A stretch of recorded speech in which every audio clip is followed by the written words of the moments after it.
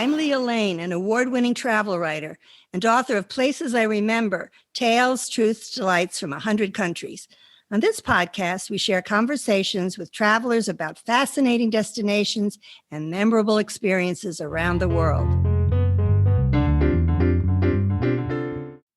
In the early 1800s, after the United States gained territory through the Louisiana Purchase, traders and trappers began to explore the land that now comprises the state of Wyoming.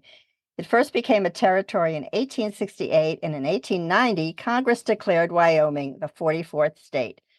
Wyoming's nickname, the Equality State, stems from its early advancement of women's rights, some of which were established before its statehood.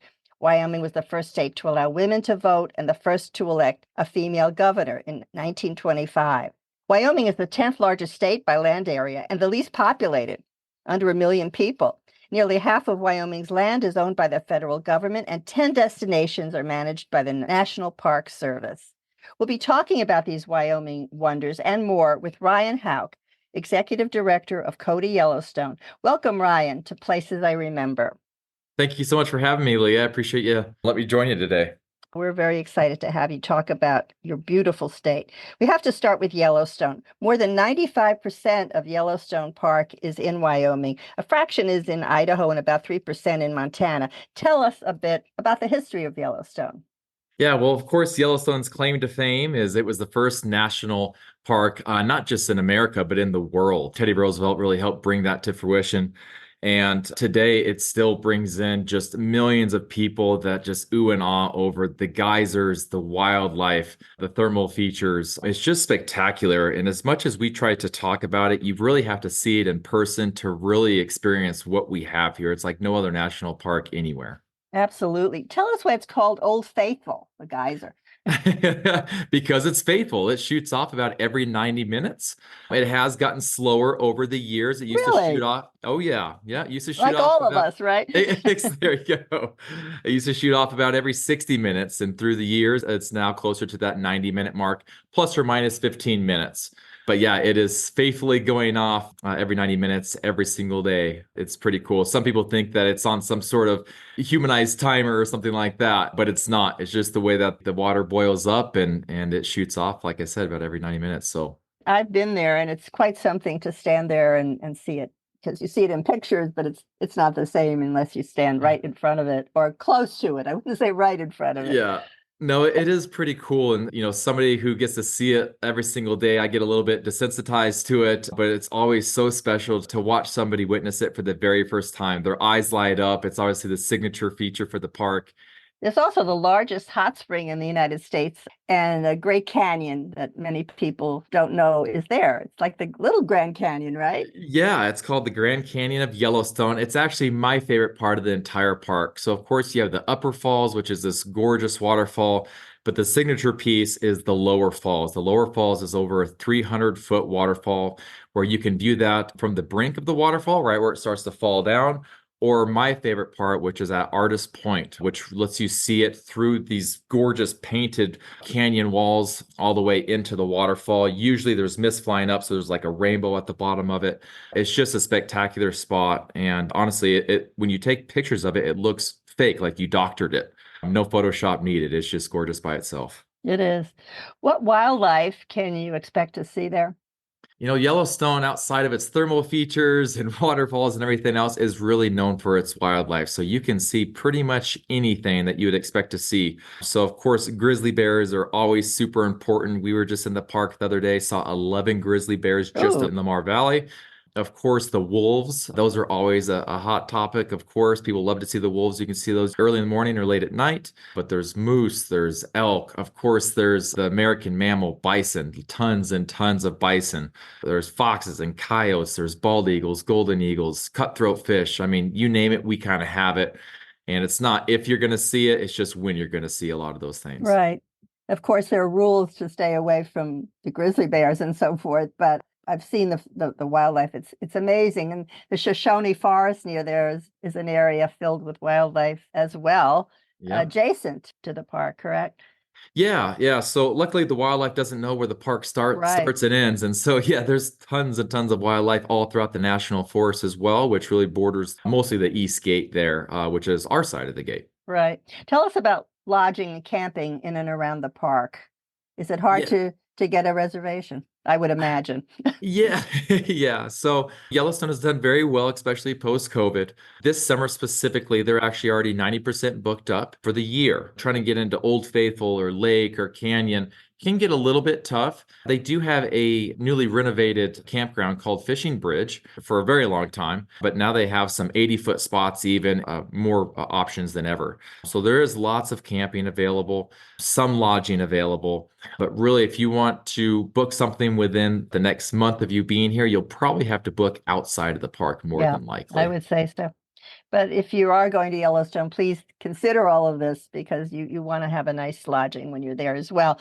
Let's talk about another park that's absolutely beautiful, Grand Teton. It's only 31 miles away from Yellowstone. It's linked by John D. Rockefeller Jr. Memorial Parkway. So it's possible to enjoy both of these parks in one trip. It's nicer to spend more time, of course. What makes Grand Teton special? Grand Teton has those views that you see in all the postcards and just pictures of the West. Grand Teton National Park has those beautiful pointy mountains with big peaks on it. That largest peak is actually called the Grand.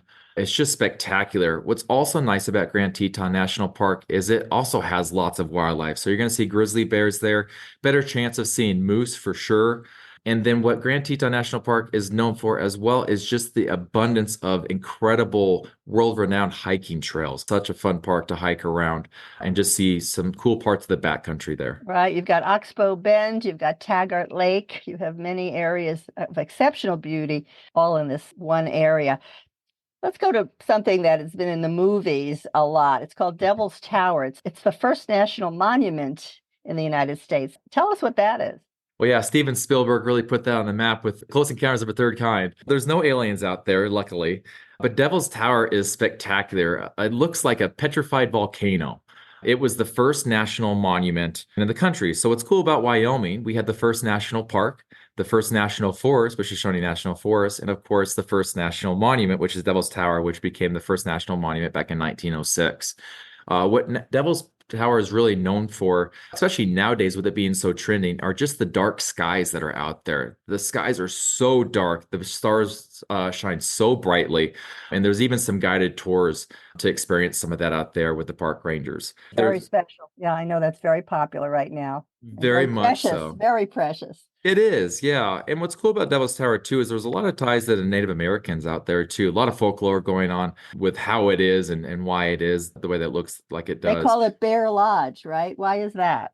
One of the stories out there is, and it's a long story, so I'm going to kind of shorten it down a little bit, but essentially some of the Native Americans were trying to escape this giant bear, and as they did, they prayed and prayed, and all of a sudden Devil's Tower started forming and started rising them up in the air, and this giant bear was clawing at Devil's Tower, and that's why you see these huge grooves inside of the rock, is because it was the bear's claws clawing away, trying to get to these Native Americans as they rose up into the air. I love it.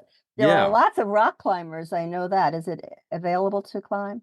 It is, yeah. It's usually a bucket list spot. It looks hard, but it isn't one of the hardest things you can do. And That's easy for you to say. yeah. It's not easy, but it's not the hardest thing. If you're a local, you always wonder what's at the top of Devil's Tower. I always get jealous of those climbers that can go up there. What is at the top? Well, at the top it's just some grass. Honestly, some grass. I've even heard of some snakes being up there. How they got up there, I have no clue. Yeah, it's just like a grassy plains up there. I think I'll stay at the bottom and look at it. That doesn't sound like it's worth it to me, but I think for a rock climber, it's probably great. It's cool. Yeah, definitely one of those bucket list destinations for climbers. Yeah. Well, I love finding fossil sites, and I've been all around the world doing it. And one of the very best in the world is in Wyoming, Fossil Butte National Monument. It's 15 miles west of Kemmerer, Wyoming. I know Wyoming even has a state dinosaur, the Triceratops, which was chosen in 1994, lived all around this large freshwater lake in the area. And so it's world renowned. Can anyone dig there, or is it just to look at? Yeah, so Fossil Butte actually does have public digs. You can't keep any of the fossils that you dig up there. But if you do find some, they allow you to take pictures with it and do what you want to do, but you do eventually have to give it back. Wyoming as a whole actually has tons and tons of complete skeleton fossils all over the state, actually. A lot of the big T-Rexes and Triceratops and complete skeletons that you see in Smithsonian affiliate museums, Typically, a lot of those have come from Wyoming or Utah or Colorado. They're all from this area. What makes Fossil Butte so incredible, though, it's actually based on a 50-million-year-old lake bed. So there's tons and tons of fossils there, and more than likely you will find some. Yeah, 2 million-year-old fossils. Yes. And we're not talking about the tourists. Okay. Now, besides the beauty, which is obvious, let's talk about a few of the cities in Wyoming. Cody, I know, is your home, which is one of the top summer travel destinations in the United States. Tell us what makes it special and tell us about its namesake, Buffalo Bill Cody. Of course, yeah, you can't talk about Cody without talking about Buffalo Bill Cody. Our town lets you know that by the many statues we have of him everywhere. What was he like? He was a character, I know. For back in the day, he was a taller guy. Just his stature was already brought a presence. But yeah, at a certain point in time, he was actually the most famous man in the world. And he truly, truly was. Yeah. He brought in many famous people right here into Cody to just showcase Yellowstone and his town that he loved so much that he named after himself. But yeah, Buffalo Bill really was a forward-thinking guy. Earlier, you talked about Wyoming being the equality state. He really fought for women's rights. He also fought to have better relationships with the Native Americans in the area. We're proud even today to call him the namesake of Cody.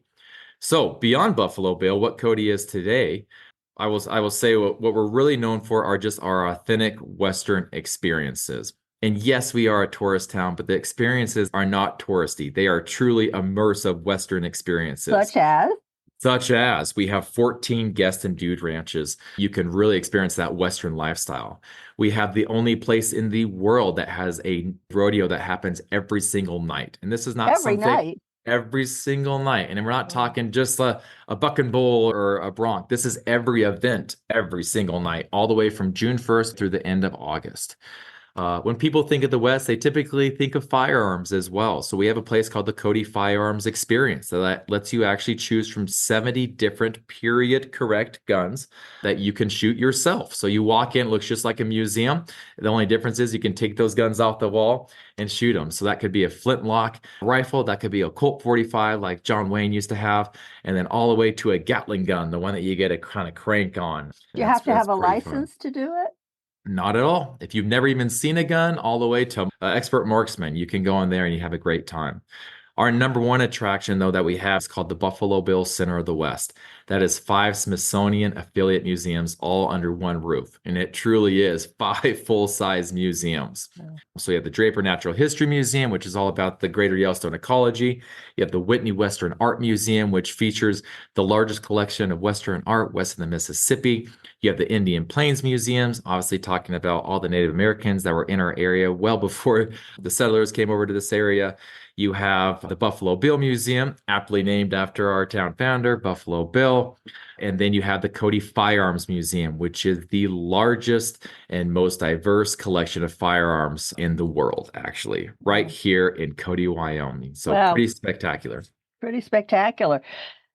Definitely a place to spend a few days if you're going to Yellowstone, without question.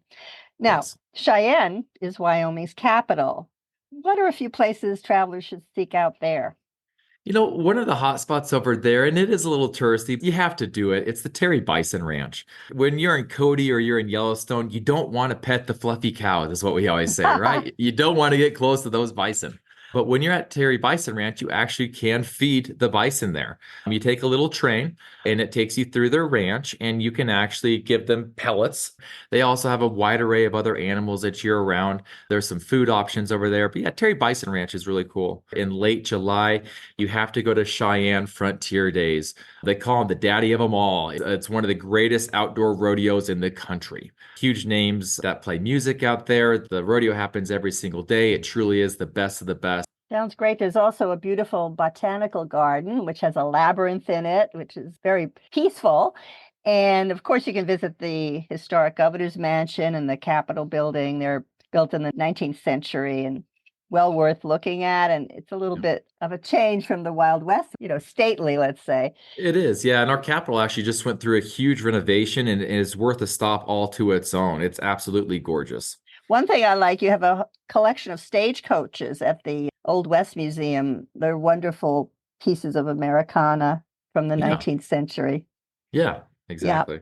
Now, Casper is in central Wyoming on the North Platte River. It's the second most populous city in the state. What would we want to see there?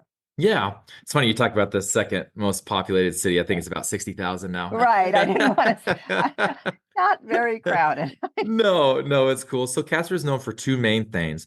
First of all, world-class trout fishing. That North Platte River is absolutely stockpiled full of massive rainbow trout, rainbow and browns, I guess.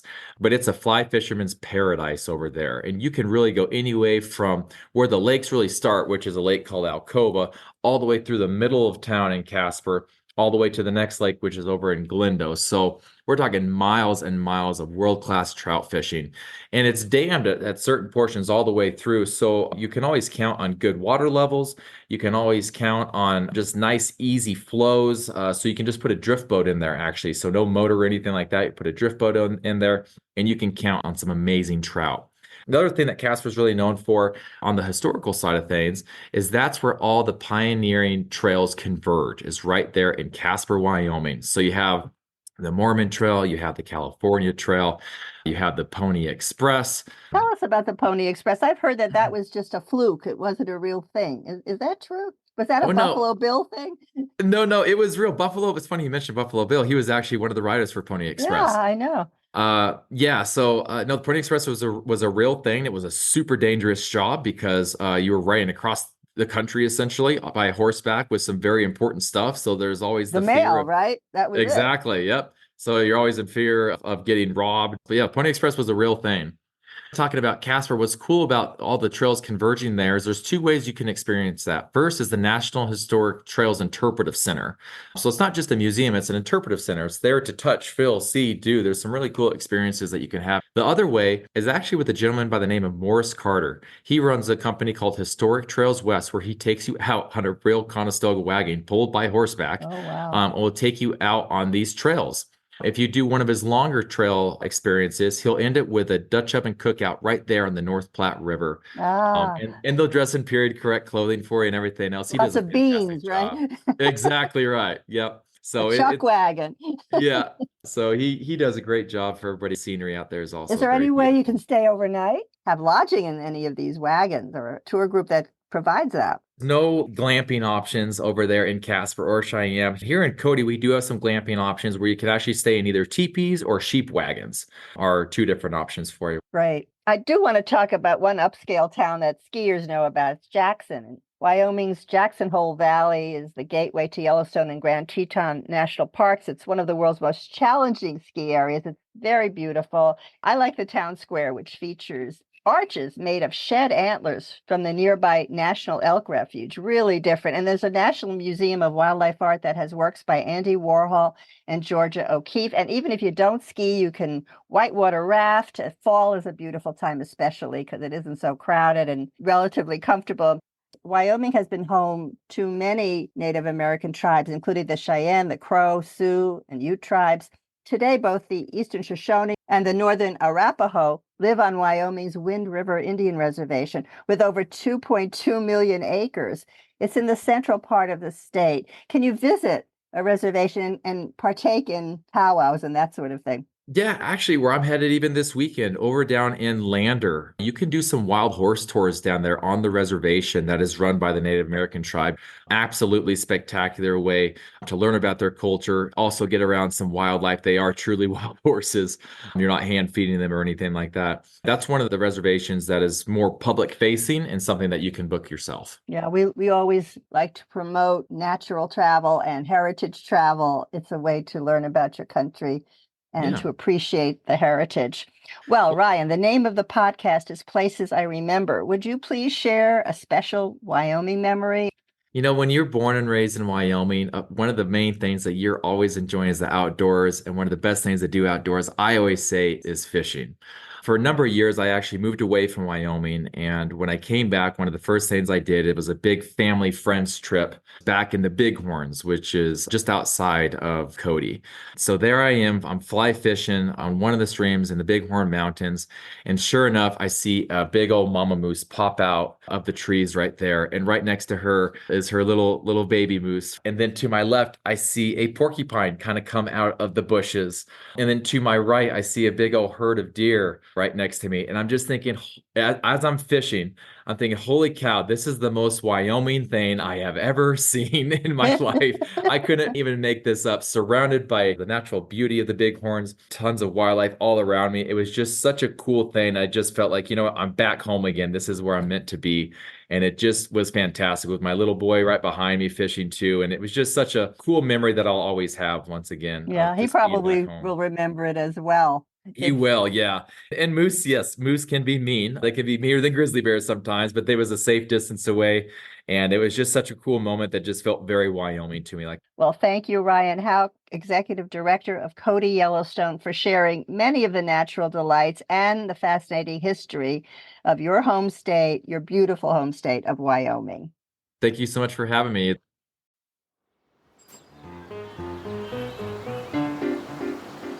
Thanks for listening to our award-winning podcast. We've recorded over 100 episodes of Places I Remember, so follow us on any podcast app. And new monthly episodes are also on YouTube with gorgeous video. My book, Places I Remember, is available in print and Kindle, and I read the audio version. Follow my travel writing at Forbes.com. Contact me at the links in the show notes or on my website, placesirememberlealane.com, and keep making your own travel memories.